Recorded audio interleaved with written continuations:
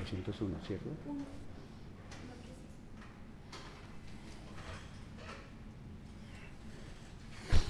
Aló, aló, aló. Siendo las 11 horas de la mañana del día de hoy, agosto 20 del año 2019, en la sala 401C del Complejo Judicial de Palo Quemado, damos trámite a la audiencia dentro del radicado 11-00160, 00-102-2017, 00-352, número interno 304.211, que viene cursando contra el ciudadano Francisco Javier Ricaurte Gómez con cédula 73.105.717. Para los fines del registro le voy a solicitar a quienes han comparecido que por favor señale su nombre y lugar de notificaciones. Fiscalía. Muy buenos días, señoría. Muy buenos días, señora secretaria, a los demás presentes e intervinientes en esta audiencia. Camila Calderón Camacho, fiscal de apoyo de la Fiscalía Tercera Delegante de la Corte Suprema de Justicia. Esto de conformidad a resolución número 01167 del 16 de agosto de 2019, firmada por el fiscal general de la Nación encargado, doctor Fabio Espitia Garzón, del cual su señoría daré traslado en este momento. Asimismo, señoría, me acompaña la asistente del despacho, la doctora Caterina Ávila, que con su anuencia se presentará. Por favor, ¿te anuncias? Buenos días, su señoría, a usted y los demás presentes intervinientes. Caterina Ávila García, identificada con cédula 1010-208907, adscrita al despacho tercero delegado ante la Corte Suprema de Justicia. Gracias. Muy amable. ¿Apoderado de víctimas? ¿Ahí? ¿No? ¿Ministerio Público? Su señoría, muy buenos días. Recibo un cordial y respetuoso saludo extensivo a todas las partes presentes en esta audiencia en representación del Ministerio Público, actuando como agente especial de apoyo, Nelson Francisco Torres Murillo, Procurador Primero Judicial de Penal de Bogotá. Muy amable. Ciudadano Francisco Javier Ricaurte, por favor. Nombre completo, número de cédula y lugar donde se encuentra privado de su libertad. Francisco Javier Ricaurte Gómez, identificado con la cédula de ciudadanía número 73-105-717. Me encuentro privado de la libertad en el Centro Penitenciario y Carcelario Metropolitano de Bogotá, COMEP. Señor defensor. Honorable juez, para usted y para todos, muy buenos días. Mi nombre es Juan Sebastián Fajardo Vanegas y mi dirección de notificación es la carrera 12, número 9835, oficina 203. Muy amable. Bien, procedemos entonces a darle trámite a la audiencia que se ha convocado para el día de hoy. Audiencia consistente en resolver el recurso de apelación que se interpuso a la decisión emitida el 17 de mayo de la presente anualidad por parte del Juzgado 22 Penal Municipal con funciones de control de garantías, donde se niega una libertad por vencimiento de términos. Debemos señalar, en primer lugar, pues que se trató de una audiencia bastante extensa en lo que tiene que ver con las argumentaciones. Argumentaciones que de una u otra manera no dejaron de ser desordenadas en algunos aspectos. Señalemos en primer lugar entonces que por parte de la defensa pues se hace una antesala a qué posibles argumentos podría presentar la contraparte, por cuanto que han sido ya ofrecidos en otra serie de audiencias. Y una vez hecho eso, pues la defensa nos señala una a una las audiencias que se realizaron a partir de diciembre 12 del año 2017, fecha en la cual se presenta el escrito de acusación.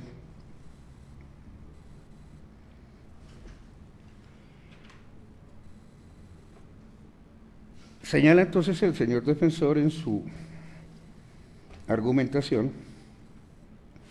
que los términos en el presente caso se hayan vencidos. El señor defensor nos habla de 512 días. el juez de control de garantías nos habló de 529 días y yo hago cuentas y me dan 521 días, que son así: diciembre 19 del 2017 a diciembre 31, 19 días. Por el año 2018, 365 días. Y por el año 2019, 137 días. Con razón dicen que somos abogados. Porque las cifras que da defensa, las cifras que da fiscalía y las cifras que da el juez de control de garantías, totalmente divergentes. Voy a trabajar con los 521 días. Y entonces no voy a resumir las alegaciones que me presentó cada uno. ¿Cuál va a ser la metodología que voy a implementar? Como hay unas fechas precisas de cada audiencia, fechas que no fueron controvertidas,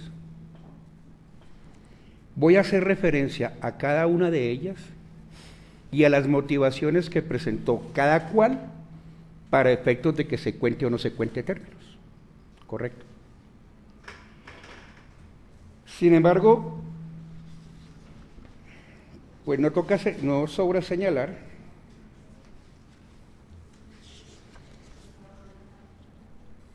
a pesar de la disquisición de la defensa, que aquí estamos es frente a un problema de libertad por términos que es única y exclusivamente un factor objetivo. No estamos hablando de derecho, estamos hablando sí del derecho a la libertad, pero aquí el tema tiene que ver con el aspecto objetivo, si a partir de unos términos procede o no procede la libertad con base en ello. O sea que aquí la discusión no es sobre si es un derecho fundamental o no es un derecho fundamental. Pues sabemos que es un derecho fundamental, no hay que darle discusión a eso. En el entendido como ha sido definido por la Corte Constitucional, es decir, que es un derecho que puede ser afectado en los estados de excepción. Y entonces, ante esa diversidad numérica que me presenta cada sujeto procesal, Fiscalía me presenta igualmente hace una oferta de contabilización totalmente distinta a la de la defensa. Y el señor agente del Ministerio Público que actuó en ese momento, que no sé si es el mismo colega que está aquí presente, pues también me hace una contabilización distinta. Señalemos unos aspectos puntuales, porque es que bastante es la confusión de los jueces de control de garantías, y aquí se materializa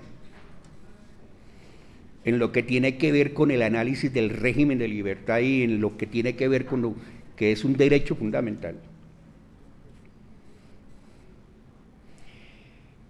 Porque es que dentro de las argumentaciones, si bien no fue muy puntual,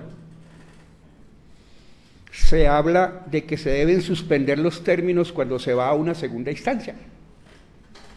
Simple y llanamente porque ante un juez de conocimiento el efecto es suspensivo.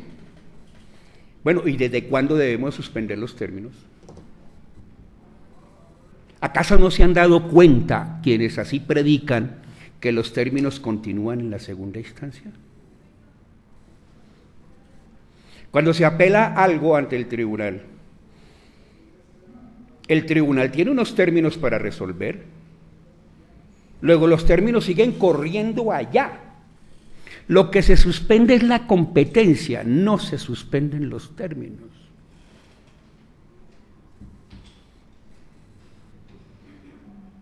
Para una suspensión de términos, el Código establece aspectos súper excepcionales.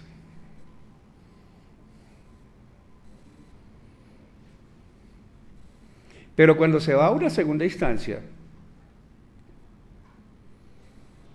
los términos no se suspenden, continúan en la segunda instancia, tanto que el Código regula cuáles son los términos de una segunda instancia ante un juez unipersonal y cuáles son los términos de una segunda instancia ante un juez plural, como es el caso de un tribunal, de una sala de decisión.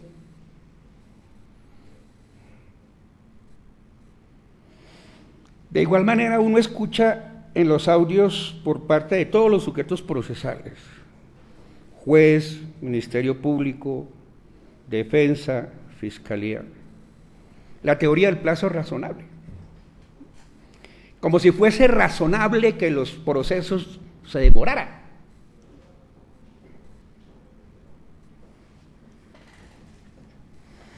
Esa teoría del plazo razonable, que a toda hora se vive planteando,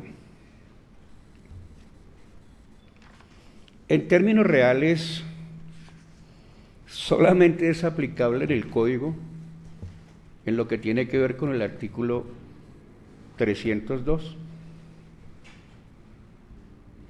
Porque lo demás, la propia ley ha dicho qué es lo razonable. Si ha dicho que en un proceso como este el término es de 240 días para obtener la libertad, ese es el plazo razonable. Si ha dicho que entre la audiencia de acusación y la audiencia preparatoria debe mediar máximo 45 días, ese es el plazo razonable. Entonces, aquí se confunde el plazo razonable con lo razonable de la complejidad de un proceso. El único término que no está realmente prescrito en el Código de Procedimiento Penal es aquel que hace referencia al inmediatamente o término de la distancia. Y lo digo así porque donde no hay término en la norma, el Código mismo dice que ese término es de 5 días.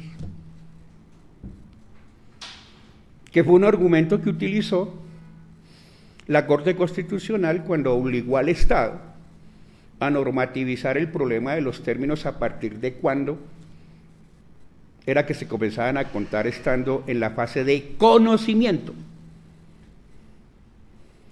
Y realmente ese término siempre ha estado. Siempre ha estado. Uno, el señalado por el artículo 338, que dice que recibido el escrito de acusación el juez tiene 3 días para fijar fecha y no dice cuándo, ¿no? No habla de cuánto término. Y otra, que es el artículo 159, perdón, me rectifico, que dice: el funcionario judicial señalará el término en los casos en que la ley no lo haya previsto, sin que pueda exceder de 5 días. Entonces siempre ha habido término. Siempre.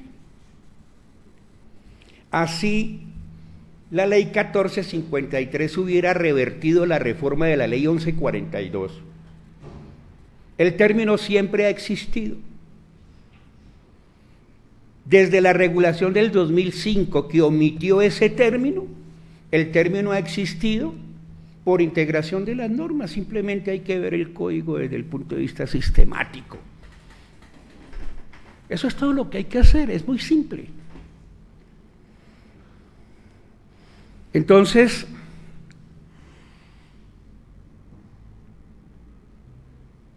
esa teoría del plazo razonable y de lo razonable del plazo no aplica en el régimen de libertad. El régimen de libertad tiene unos términos concretos 60 días si no se ha presentado escrito de acusación después de la imputación, y 120 o 240 días si no se ha iniciado el juicio, y 150 días o 300 una vez iniciado el juicio. O sea, los términos son claritos. Y aquí no puede alegarse entonces que por la complejidad del caso entonces es razonable que nos demoremos en una preparatoria. Claro que es razonable que nos demoremos en una preparatoria cuando el plazo es complejo. Yo he tenido audiencias preparatorias de 2 años. Acabo de terminar una la semana pasada que me duró 1 año y medio, porque tengo cualquier cantidad de casos complejos donde la Fiscalía le descubre 1 o 2 teras de información a la defensa.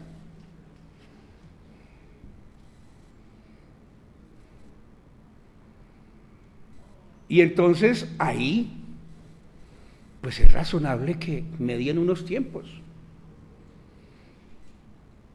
Tiempos que no siempre pueden ser satisfechos con los 45 días que hay entre acusación y preparatoria.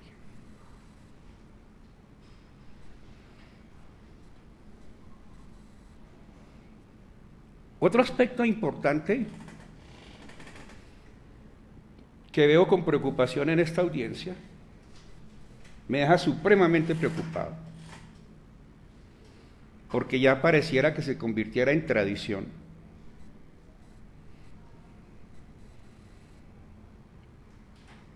Es que se invoca cualquier aplazamiento o cualquier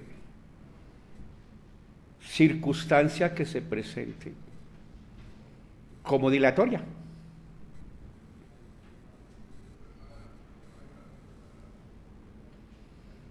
Un derecho es un derecho.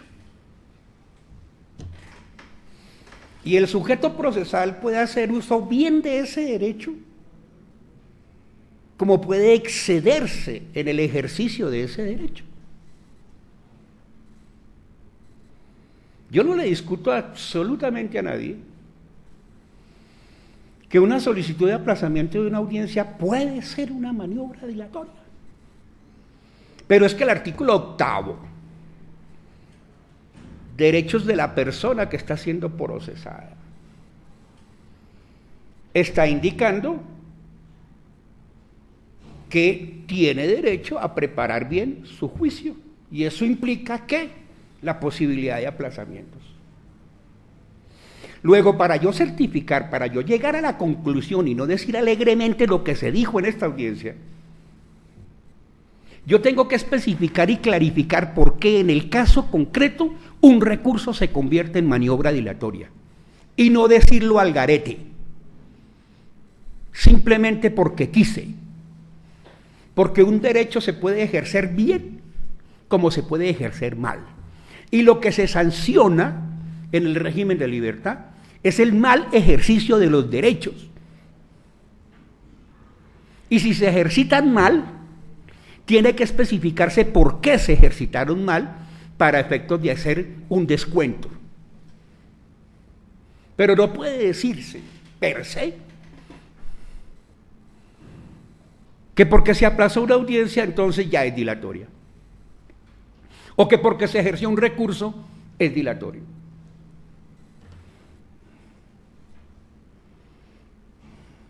Y otra cosa que me dejó sorprendido es un criterio que, soy honesto, yo pensé que ya había desaparecido del escenario judicial, pero veo que no.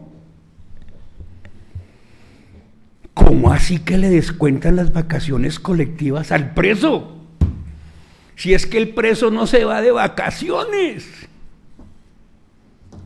El preso sigue preso. Si ya tuvimos la aberración normativa de que los términos se contaban en días hábiles, y hasta la Corte Suprema lo dijo en varias ocasiones, si ya tuvimos esa aberración normativa,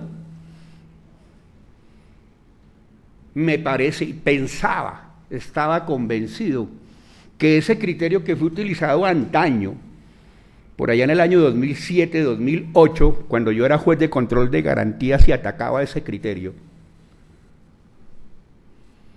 que eso ya estaba superado.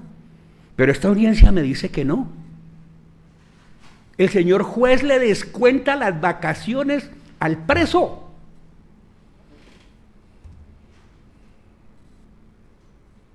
Y eso no puede ser así. El preso no tiene la culpa de que su caso se lo hayan atribuido al juez de circuito. ¿Y por qué no se pueden descontar esos términos? Porque si se descuentan esos términos se viola el principio de igualdad. ¿Cómo así? Los jueces especializados continúan trabajando y los jueces penales municipales continúan trabajando. Entonces, quienes están ante los jueces penales municipales y quienes están ante los jueces especializados, a ellos sí le contabilizamos los términos porque los despachos están abiertos, y a quienes están con competencia ante jueces de circuito no se los contabilizamos porque los jueces están de vacaciones. ¿De cuándo acá? Y por eso me sorprende, estamos violando el principio de igualdad.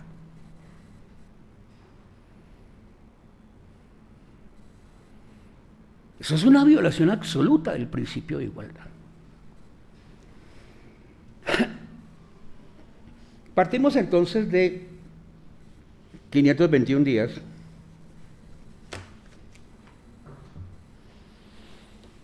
Y entonces comencemos a verificar, de acuerdo al audio,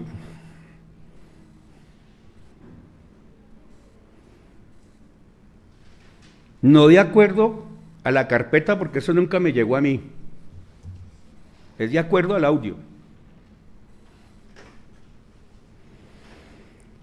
Se presenta escrito de acusación el día 12 de diciembre del año 2017. Los términos a trabajar son del 12 de diciembre del 2017 a mayo 17 del 2019, fecha en la cual se realiza la audiencia que hoy estoy resolviendo vía apelación.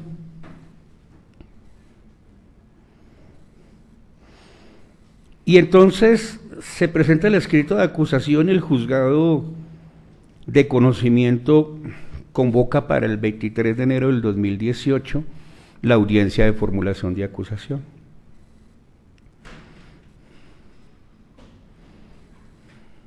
Y en esa audiencia la defensa presenta una impugnación de competencia.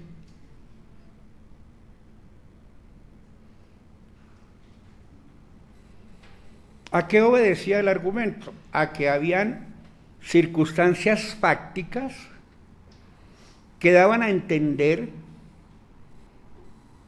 que el ciudadano acusado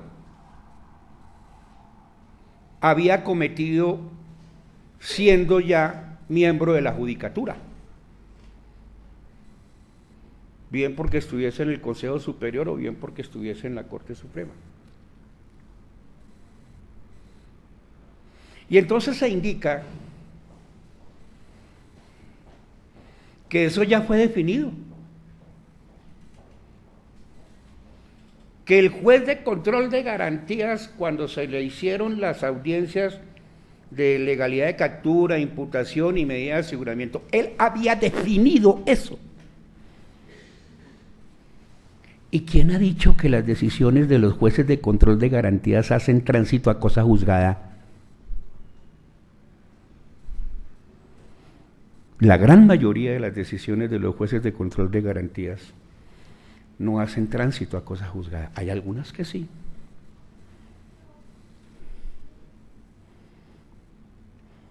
En particular, de acuerdo a lo que escucho en el audio, el juez de ese momento, cuando se hizo la audiencia de legalidad de captura, de imputación, no dejó de discutir el tema, sencillamente dijo, soy competente y punto, y siguió con el trámite. Ahora bien, ¿cuál es el escenario para presentar eso? ¿El código qué dice? El escenario supuestamente natural, porque es que en la audiencia de imputación también se puede impugnar, y básicamente en la audiencia de imputación, el elemento central a raíz de la reforma de la ley 1142, el elemento central a discutir es si se trata de un conflicto entre jurisdicción indígena, ordinaria, militar, porque el problema de la competencia territorial quedó resuelto con la reforma de la ley 1142, que le da competencia de orden nacional a los jueces de control de garantías para efectos de tramitar audiencias de carácter urgente, como la legalización de una captura, una formulación de imputación, porque el código decía que la imputación había que hacerla en el sitio donde ocurrieron los hechos, porque como el código o ley 906 es copy-paste de ley 600, la copiaron mal además. Entonces, en ley 600 efectivamente sí hay una competencia territorial definida, pero en ley 906, y ese fue uno de los aportes que hicimos los jueces cuando discutimos la ley 1142, el único puntico que ganamos era que se le diese a los jueces de control de garantías competencia nacional. Y entonces por eso los fiscales pueden legalizar la captura en el sitio donde se hizo la captura, a pesar que los hechos, por ejemplo, se legaliza captura o se captura en Barranquilla y los hechos corresponden a la ciudad de Bogotá. Lo que tiene que hacer el fiscal es radicar el escrito de acusación de acuerdo a las reglas de competencia en el sitio donde ocurrieron los hechos y partiendo de la regulación que me trae la ley 906. Entonces el escenario natural para impugnar eso es la audiencia de acusación. Y eso hizo la defensa.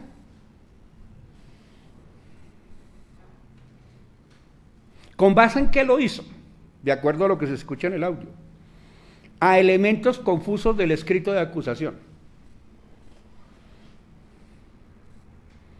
en donde, a partir de unas fechas, se daba a entender que parte de las conductas por las cuales se está tramitando este proceso abarcaban una línea temporal en donde el ciudadano Francisco Javier Ricaurte ya era magistrado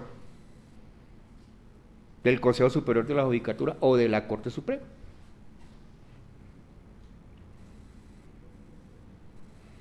Luego, ¿era válido hacer eso? Pues indudablemente es el único escenario que hay. ¿Y qué pasó? Que la Corte decidió en un auto que define, auto de sala, que define eso. Y ahí no se le hizo ningún tipo de recriminación, por lo menos en el audio no se escucha. No se le hizo ningún tipo de recriminación a la defensa. Se aclara el tema. Lo que tiene que ver con este radicado es de competencia de la justicia ordinaria. Sencilla y llanamente se aclara el tema. Y aquí no vale, como lo dijo el juez de control de garantías, que en un habeas corpus que posteriormente se interpuso, el juez de habeas corpus, que es unipersonal, hubiese dicho que esa solicitud era dilatoria, porque ¿qué prima?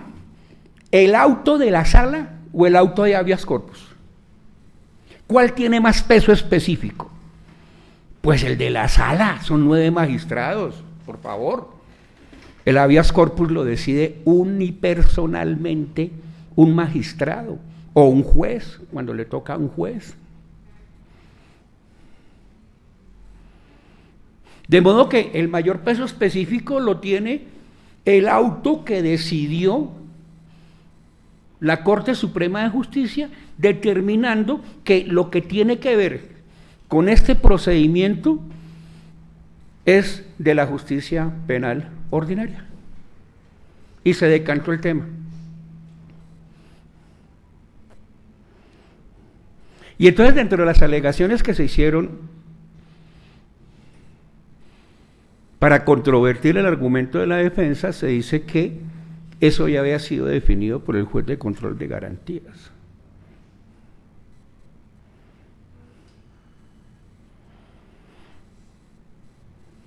Y sucede que el juez de control de garantías sencillamente dijo, de acuerdo a lo que yo escucho en los audios, yo soy el competente, y siguió con el trámite y no se sometió a discusión.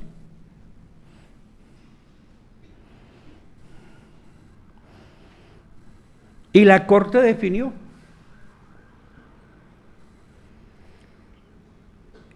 Esta decisión es del 21 de febrero del año 2018.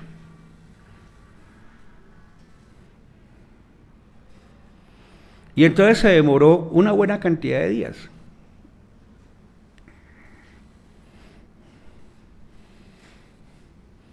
Y el juez de control de garantías le descuenta todo. Cuando se presenta una segunda instancia o se tiene que ir a un superior, vuelvo y repito, los términos no se suspenden, comienzan a correr en ese superior. Y este evento en concreto está regulado por el artículo 341.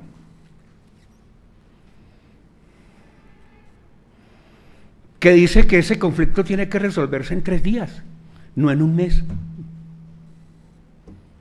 Ahí está el término. ¿Qué culpa tiene la persona privada de la libertad que el juez al cual le correspondió el caso esté congestionado? ¿Qué culpa tiene el acusado aquí que este negocio hasta hoy lo esté resolviendo yo? Él no tiene la culpa. Yo no puedo cumplir con el término de los 5 días que me señala el Código de Procedimiento Penal. Me es imposible.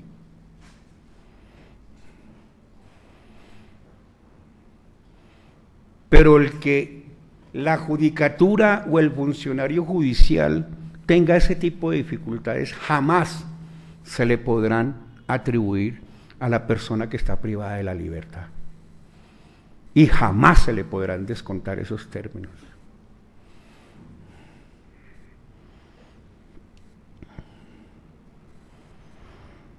Posteriormente a que llega el caso, en marzo 9 se convoca la continuación de la audiencia de acusación. Para ese día se hace una solicitud por parte de la defensa de aplazamiento. ¿Con qué argumento?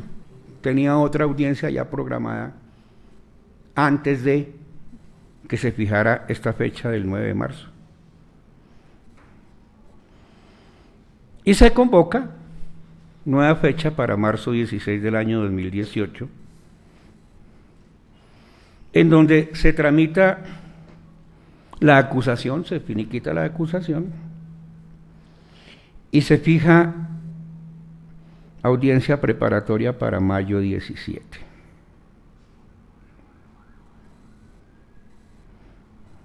Y aquí no encuentro razón jurídica alguna para que el juez de control de garantías haya hecho un descuento desde el 11 de abril al 17 de mayo. ¿En razón a qué lo hizo?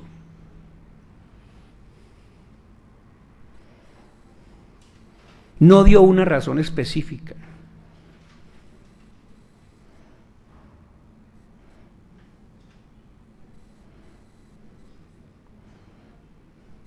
Y ahí, en ese momento le descontó 39 días.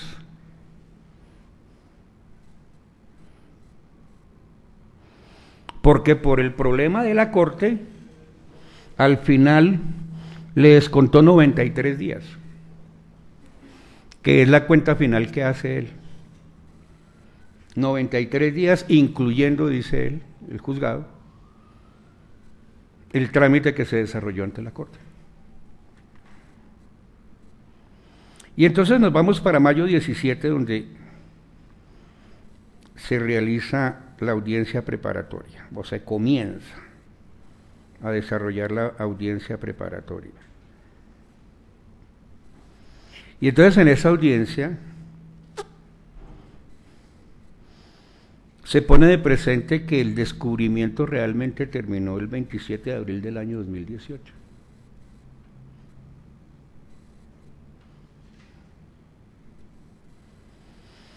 La defensa en ese momento solicita 60 días de término para efectos de poder manejar el descubrimiento que le han hecho.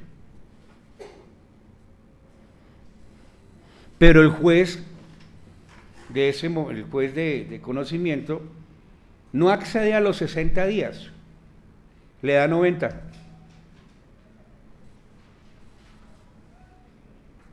Y dice que esos términos van por cuenta de la defensa para evitar una libertad por vencimiento de términos. La gran pregunta que hay que hacerse es: ¿será que no es aplicable el artículo 8º de la ley 906? Porque es que el artículo 8º de la ley 906, en uno de sus apartes señala lo siguiente: como derechos para la defensa, disponer de tiempo razonable y de medios adecuados para la preparación de la defensa.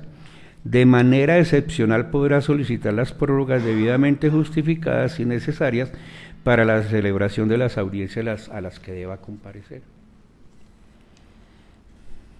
Y entonces, si yo lo tengo como un derecho, per se, una solicitud de aplazamiento no puedo definirla como dilatoria. Si la voy a definir como dilatoria, tengo que dar los argumentos de por qué es dilatoria. Porque entonces estoy entrando en un terreno supremamente peligroso en donde estoy convirtiendo un derecho, lo estoy haciendo nugatorio. Luego yo debo diferenciar cuando en un momento determinado el ejercicio de un derecho es excesivo y se convierte en una maniobra dilatoria, y cuando realmente corresponde o no al ejercicio normal. Y aquí hubo una razón para eso: que el descubrimiento había terminado el 27 de abril.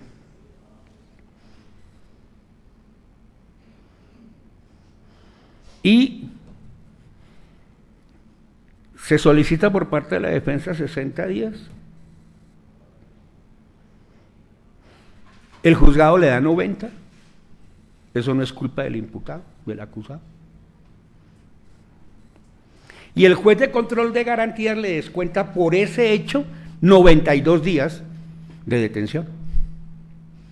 Es decir, al ejercicio de un derecho debidamente justificado, porque el descubrimiento se había hecho, había terminado el 27 de abril, aspecto que no fue controvertido. La fiscalía no controvirtió eso. Quien controvirtió eso fue el juez y dijo: no, es que el término son 3 días. Pues sí, la norma dice que son 3 días.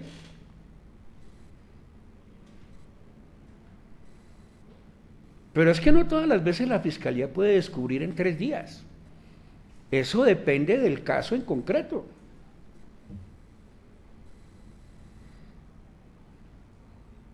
Yo tengo un caso en donde la fiscalía le descubrió 2 teras de información a la defensa.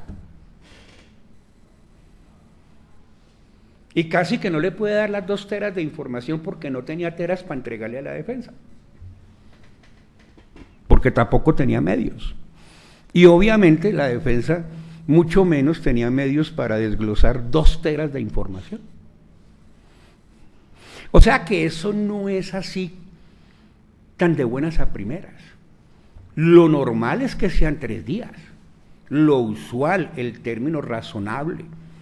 Pero eso no hace que atendiendo a la complejidad de un caso en concreto, ese término las partes tengan que ampliarlo por X o Y dificultad, y ello lo convierte en lógico y razonable.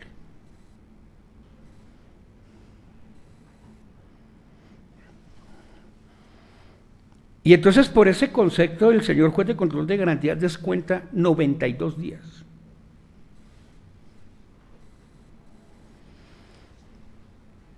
Nos vamos para la audiencia de agosto 16.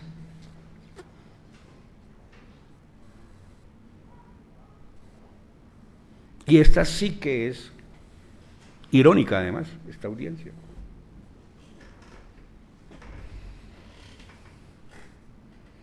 Ahí se continúa la preparatoria.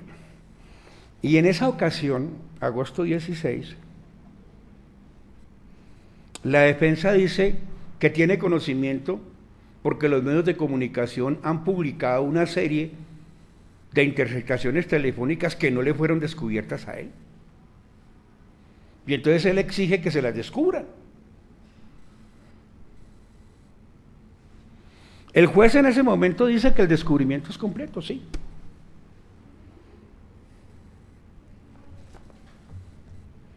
Y entonces el señor juez, no sé por qué, pero desconociendo toda norma procedimental, le concede recurso a eso. El Ministerio Público le puso de presente al juez, oiga, esto no tiene recurso. Y es que eso no tiene recurso.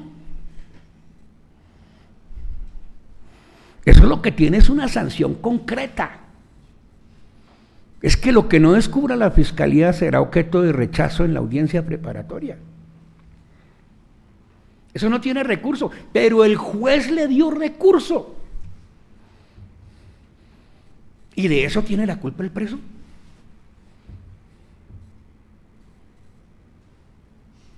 Y ese recurso que se interpuso en agosto 16 y se concedió en agosto 16, es resuelto el 24 de septiembre por el Tribunal Superior de Bogotá, donde define que el descubrimiento está completo y le dice al señor juez, oiga, esto no debió haberle dado recurso. Sin embargo, el asunto regresa el 3 de octubre y a raíz de ese error del juez, el juez de control de garantías le descuenta 50 días más a la persona privada de la libertad.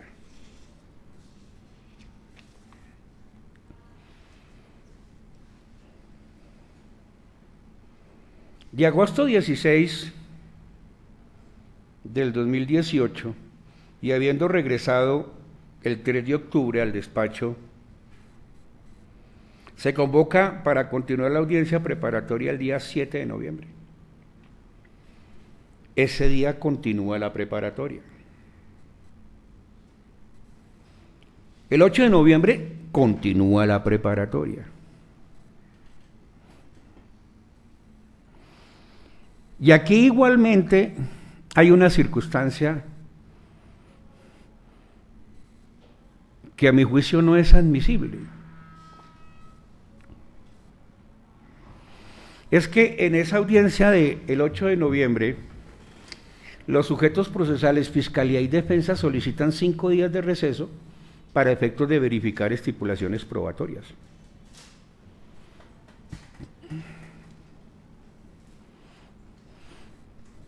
El juzgado no accede a los 5 días.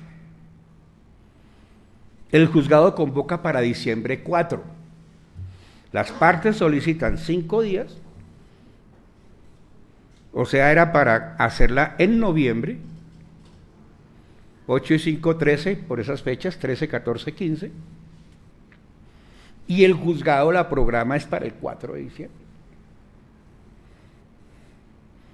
Y no se hacen estipulaciones, se estipula escasamente la plena identidad y la carencia de antecedentes.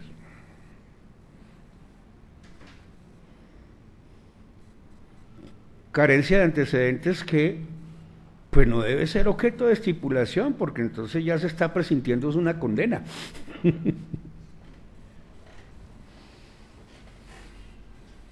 Eso se tramita en 447.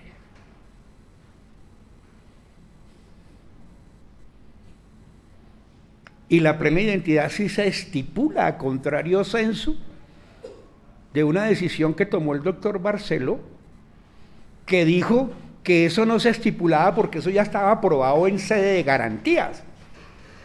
Hierro gravísimo, porque es que en garantías no se prueba nada. En garantías no hay pruebas. Y la Corte Constitucional también se equivocó en eso. Porque cuando la Corte Constitucional declara la constitucionalidad de la prohibición del juez de decretar pruebas, dice que al juez le queda prohibido decretar pruebas, salvo al juez de control de garantías, y el juez de control de garantías no ordena pruebas. La única prueba que materializa el juez de control de garantías es la prueba anticipada, no más. De resto, todo lo que hay en garantías son evidencias. ¿Quién ha dicho que hay pruebas? El doctor Barceló en un auto lo dijo, sí. Lo respeto mucho. Somos docentes de la misma universidad en posgrado, pero no comparto esa decisión, por lo menos esa, porque hay otras que han resuelto problemas dentro del sistema penal acusatorio, yo tengo que reconocerlo así, pero esa en particular no la comparto.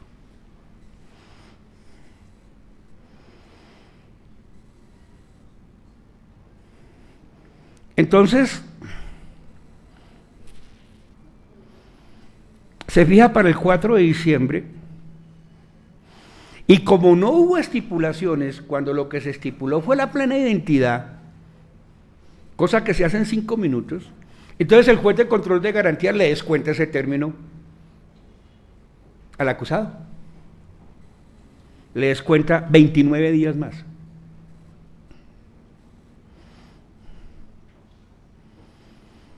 Y dice, de noviembre 22 a diciembre 4. Perdón, del 8 de noviembre al 4 de diciembre.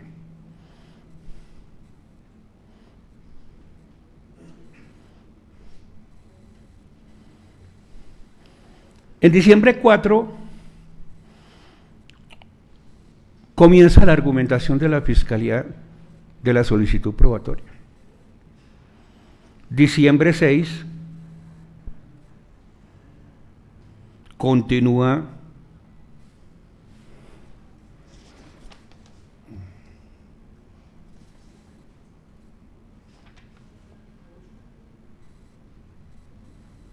la audiencia preparatoria. En las horas de la mañana termina la argumentación de la Fiscalía y en las horas de la tarde comienza la intervención de la defensa. Se extiende al día 11 de diciembre, continúa el día 12 de diciembre, continúa el día 13 de diciembre. Y aquí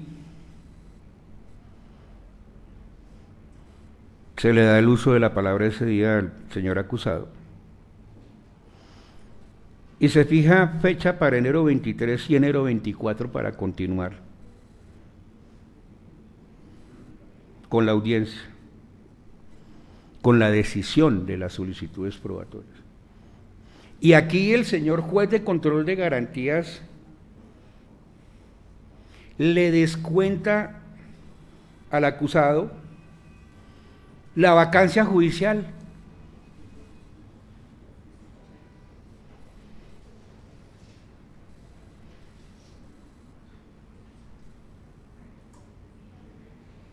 Increíble. Violación del derecho a la igualdad, vuelvo y lo repito. ¿Por qué a los jueces especializados tienen vacaciones individuales y los jueces penales municipales tienen vacaciones individuales? ¿Y por qué los jueces de circuito no tienen vacaciones individuales? Esa no es una decisión que tomen las personas privadas de la libertad, es una decisión del Estado. Y el Estado tiene que asumir, claro, lo que busca es ahorrarse una buena cantidad de dinero,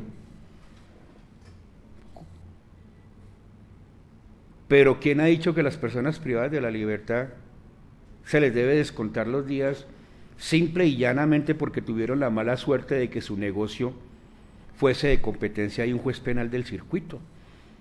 Porque si hubiese sido de un juez penal municipal o de un juez especializado, pues continúan contándole los términos porque esos juzgados están abiertos.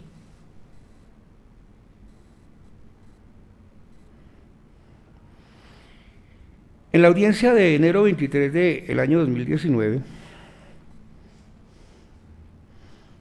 se toma la decisión y el aquí acusado solicita que se le dé un día para argumentar su recurso.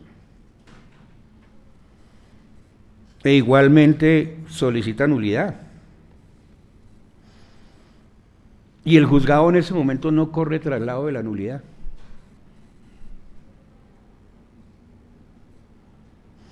El día 24 de enero, la audiencia se desarrolla con sustentación de recursos.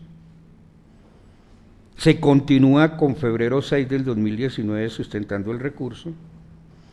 Febrero 7 igualmente continúa sustentándose los recursos. Y febrero 8 igualmente continúa presentándose alegaciones de recurso, ahí habla el acusado. Define el juzgado la reposición que se interpuso.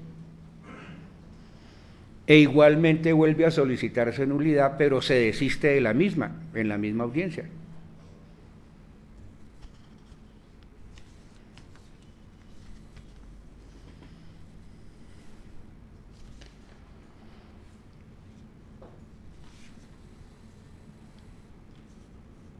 En febrero 14, aquí se solicita un receso, se continúa en febrero 14, y entonces estaba convocada igualmente audiencia para febrero 15, ese día no hubo remisión, según lo que se escucha en los audios, y el 21 de febrero termina la sustentación de los recursos, porque aquí apela Ministerio Público, apela Defensa. ¿Y el Ministerio Público tiene derecho a apelar? Claro. Y entonces, porque apela el Ministerio Público, entonces también es dilatoria. Vuelvo y repito, cuando un derecho se sobrepasa en su ejercicio, yo tengo la carga como juez, más si estoy en sede de garantías, de argumentar por qué es dilatorio y no simplemente manifestarlo per se, porque esto no es un argumento de autoridad, aquí no puede utilizarse ese argumento de autoridad. Y obviamente, por lo menos hasta el día en que se realizó la audiencia de control de garantías, no había regresado del tribunal.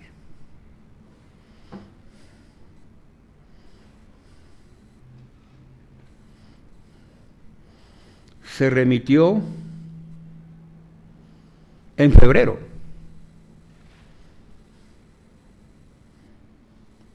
Y al día 17 de mayo,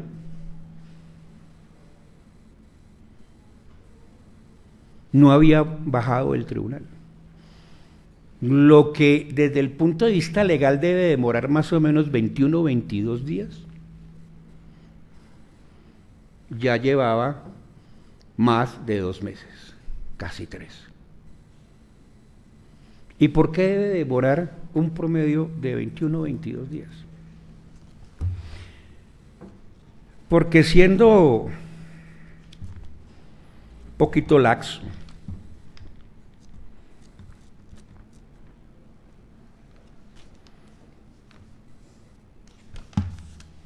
el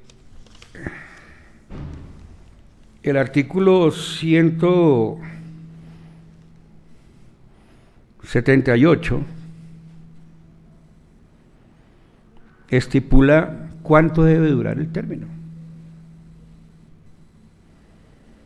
En su inciso segundo dice, en su inciso tercero dice, si se trata de juez colegiado, que es el caso que nos compete, el magistrado ponente dispondrá de 5 días para presentar proyectos, 3 días para la sala para su estudio, son 8, y 5 más para dar lectura, o sea, son 13.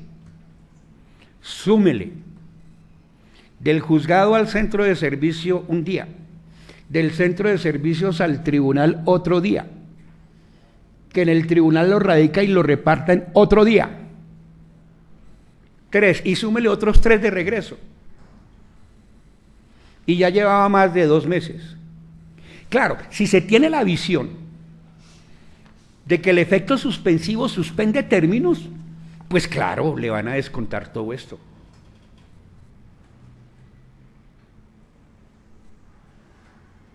Lo que se suspende es la competencia, no se suspenden los términos.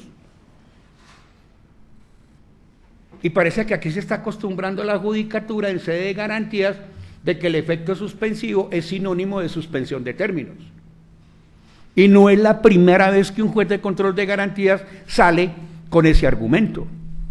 Es que como apeló y el tribunal se demoró 6 meses, entonces yo le descuento 6 meses a usted porque usted ejerció el recurso sin aclarar si ese ejercicio es dilatorio o no. Tuve un evento en donde la defensa ejercita un recurso en la superparatoria porque le negaron una prueba, el tribunal se demoró cerca de 5 meses para resolver, baja el negocio y le dio la razón a la defensa. Y en sede de garantía le descontaron esos 5 meses que había durado el tribunal con el argumento de que era dilatorio, sin analizar en concreto si efectivamente se estaba o no se estaba abusando del derecho. En eso los jueces de control de garantías tienen que ser supremamente claros. Se tiene que especificar. Usted ejercitó este recurso y este recurso es dilatoria por esto, esto y esto. Decir simple y llanamente que es dilatorio es lo que la lógica aristotélica llama petición de principio.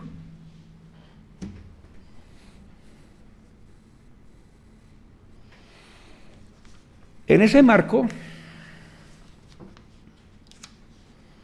tenemos entonces que de los 521 días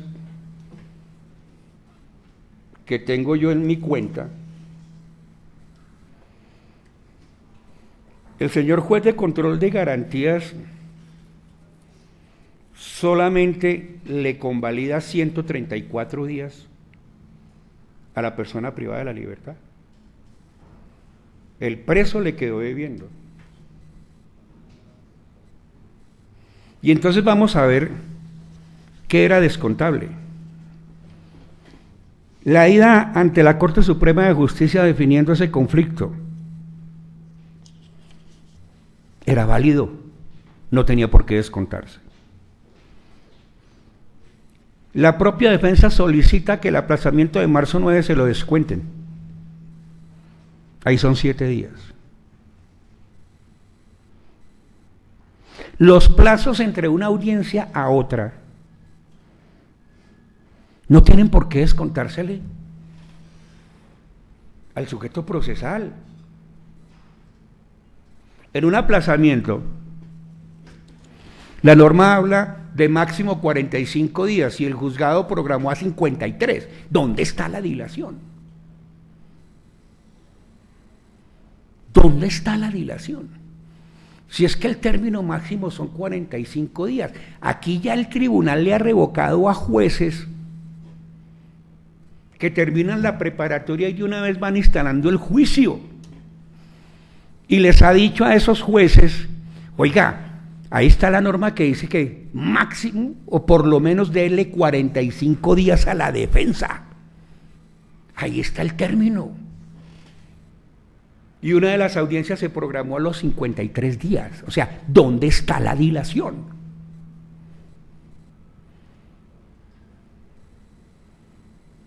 ¿8 días son dilación?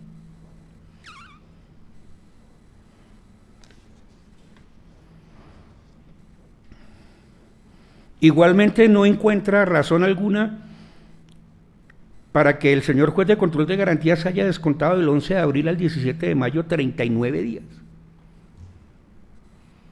Y no explica la razón de ese descuento.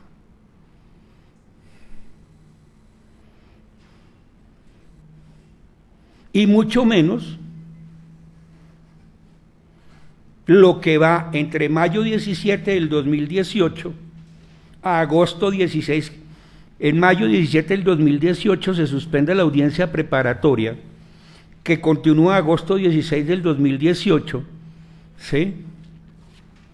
Solicitan las partes, o solicita el señor defensor, mire, el descubrimiento es demasiado amplio, necesito más tiempo. Pide 60 días y el juez le da 90 y le descuenta los 90 a la persona privada de la libertad. Y no se explica por qué esa solicitud es antagónica al ejercicio del derecho consagrado en el artículo 8º de la ley 906, a preparar en forma adecuada el juicio. Eso hay que aclararlo, eso hay que especificarlo, hay que establecer la diferencia, o si no seguimos con la petición de principio, porque sí, o que porque lo dijo la Corte, porque ya mucha gente se está acostumbrando a eso. Eso es verdad porque lo dijo la Corte. No, la Corte ha dicho cualquier cantidad de barbaridades en muchas sentencias, como por ejemplo en aquella de la doctora María del Rosario, donde declara la nulidad de la audiencia de imputación y deja a la persona privada de la libertad sin imputación, del 2009. Y en Bogotá enjuiciaron a 3 magistrados que hicieron lo mismo. O sea, nulitan la audiencia de imputación, pero como era un delito sexual, entonces el sujeto continuó preso.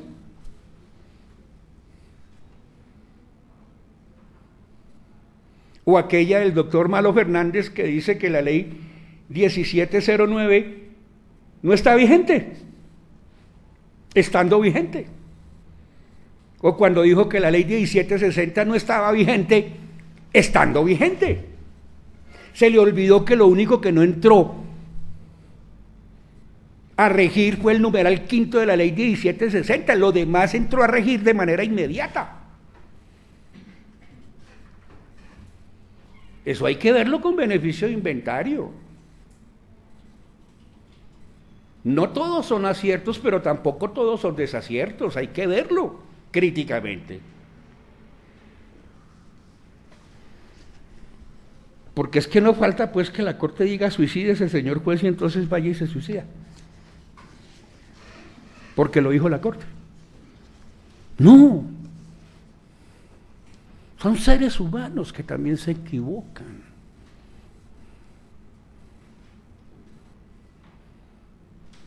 Que igualmente pueden cometer errores, claro.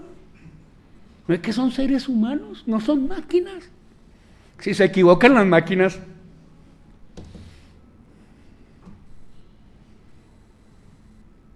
¿por qué los seres humanos no nos podemos equivocar? Entonces, en ese marco, también le descontó esos 92 días de mayo 17 de 2018, hasta agosto 16 de 2018 le descuenta 92 días que no hay razón de ser para ese descuento. Porque no se especificó si se trataba de una maniobra dilatoria o si se trataba de un acto de preparación de la defensa, dado el extenso descubrimiento que se efectuó. Y el término de 50 días, a raíz de la audiencia de agosto 16 del 2018, en donde el señor juez de conocimiento le da recurso a una decisión que es de trámite, pues cualquier sujeto procesal aprovecha el error, ni más faltaba. El único que puso en evidencia el error fue el agente del Ministerio Público, que le dijo al juez, oiga, esto no es de recurso. Si no hubo descubrimiento probatorio, lo que procede es el rechazo del medio probatorio. Eso es lo que procede, y eso está normativizado. El artículo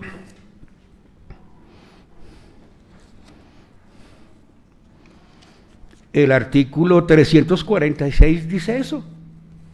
Lo que no es descubierto debe ser objeto de rechazo. Y punto. Esa es la sanción. Eso no tiene recursos. Pero el juez lo concedió. Y entonces ahí le descuentan a la persona privada de la libertad 50 días más, que no hay razón de ser. E igualmente le descuentan 29 días al acusado en consideración a que, habiéndose solicitado 5 días para trabajar las estipulaciones, el juez da más término y no se hicieron estipulaciones. Entonces lo que uno concluye es que, como no se hicieron estipulaciones, debemos sancionar a la defensa, contándole ese término en contra del acusado. Y ahí le descontaron 29 días más. Y obviamente, un descuento de 36 días más por el periodo de vacaciones es algo que no resiste la más mínima valoración, o por lo menos ya es señalado en qué consiste esa situación.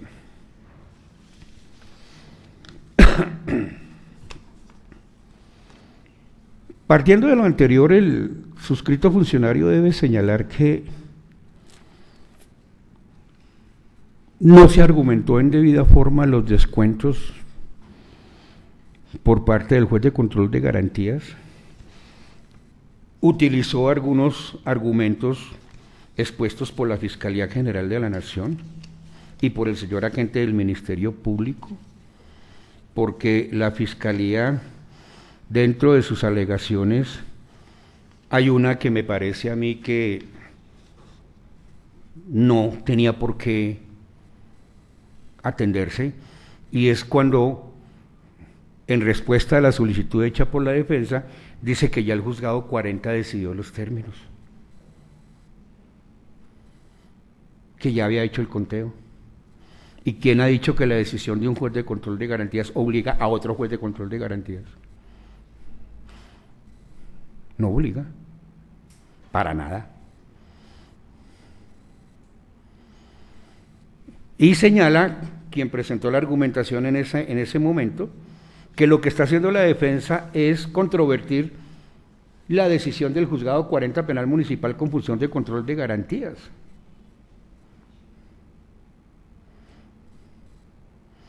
Y señala igualmente la argumentación de la Fiscalía General de la Nación que hay abuso del derecho. Y no dice por qué. Petición de principio.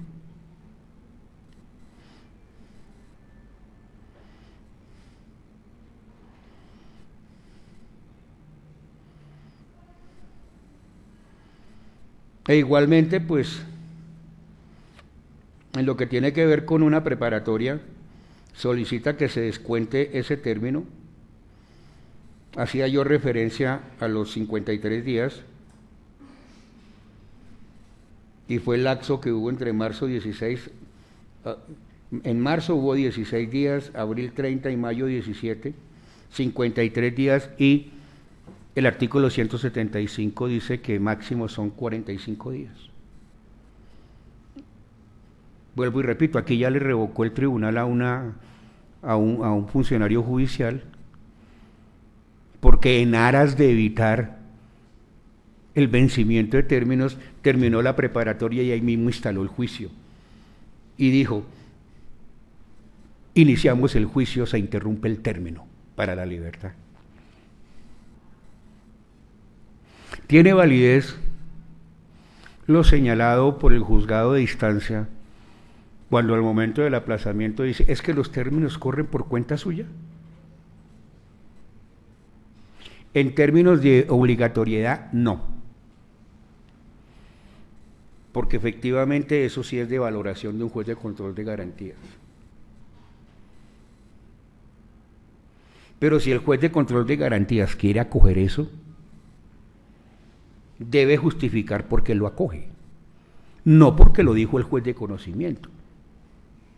Debe justificar por qué es válido darle efectividad a esa constancia que deja el juez de conocimiento.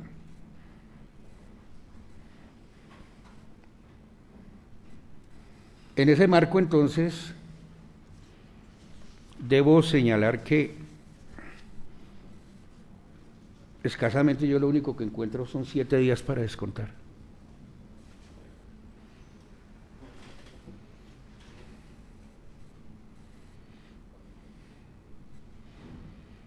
Porque nunca se diferenció el ejercicio de un derecho con el abuso del derecho. Porque se descontaron términos que no podían descontarse.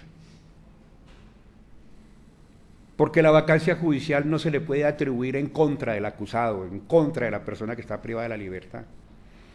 Porque la Semana Santa tampoco se le puede descontar a los presos, donde también hay vacancia colectiva. Ese es un problema de la ley, es un problema del Estado. Mire a ver Estado cómo lo resuelve. No quiere que se venzan los términos por ese periodo de vacaciones, pues monte jueces sin vacaciones colectivas y proceda a hacer los reemplazos correspondientes cuando haya vacaciones, así como lo hace con los jueces especializados y como lo hace con los jueces penales municipales.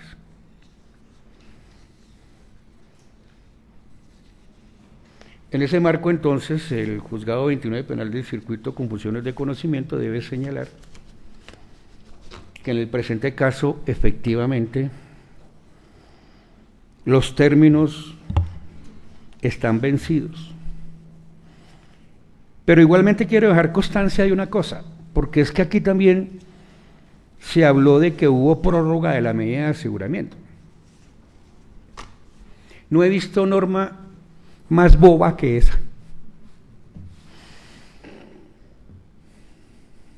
La vigencia de la medida de aseguramiento es de 1 año y la libertad se da a los 240 días. 1 año son 365 días. Pero hay otra norma que no está reformada. Es que las medidas de aseguramiento tienen vigencia durante todo el proceso. Luego no es necesario ampliarle 1 año más la medida de aseguramiento a la persona. Porque así se dé la libertad por vencimiento de términos, la medida de aseguramiento sigue siendo vigente, pero no se puede hacer efectiva, que es otra cosa. Es un fenómeno totalmente distinto.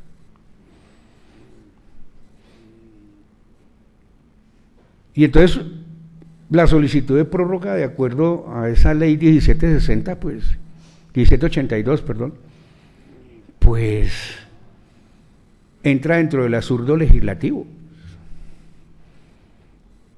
Porque cada día el derecho penal, primero, es más fascista, afecta cada día más los derechos fundamentales y se está convirtiendo día a día en un derecho penal de enemigo. Gravísimo eso. Gravísimo que ya esté funcionando un acto legislativo para imponer la cadena perpetua. Y quien así lo está reclamando no se imagina el daño que le hace a la sociedad colombiana, porque nosotros estamos inscritos a unos pactos internacionales en donde se prohíbe la cadena perpetua. ¿Por qué los gringos y los rusos no han firmado tratados internacionales? Porque ellos tienen la pena de muerte. Pero sí le exigen a todo mundo el respeto de los derechos humanos.